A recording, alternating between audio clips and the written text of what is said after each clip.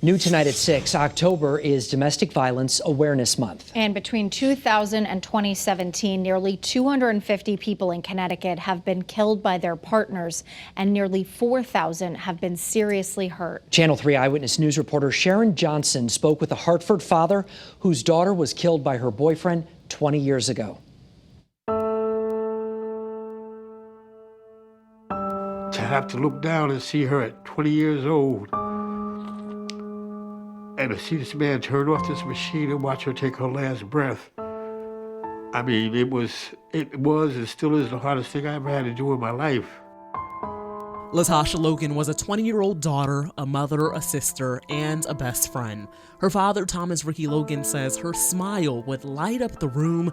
She adored her family, and they adored her back. She was outgoing, people loved her, and if you met her once, you didn't forget her.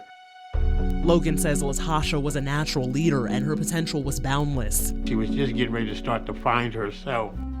Logan says Latasha got involved with the father of her child, Jesse Campbell III, when she was 15 years old. She loved him to death. She did. And if Tasha could come back here right now, she'd give me a hug, give Jesse a hug, and then she'd go find him.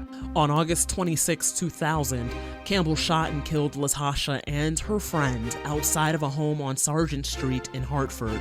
Logan says to this day, he feels pain.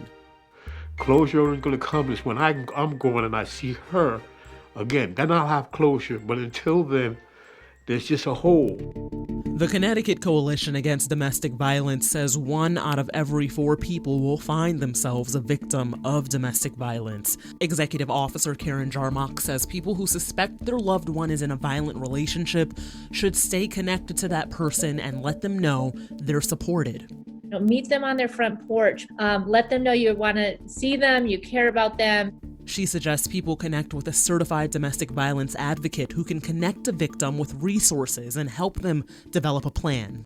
These individuals are highly skilled around safety planning, listening, trauma-informed, understanding your circumstances. Logan says 20 years later, he's living with the pain of his daughter's life being cut short. His message: Love doesn't hurt.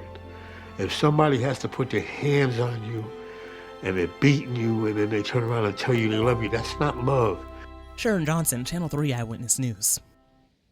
It's hard to watch that. Campbell is now serving a life sentence. If you or a loved one is a victim of domestic violence, we have resources you can connect to on our website or on the Channel 3 News app. We'll be back.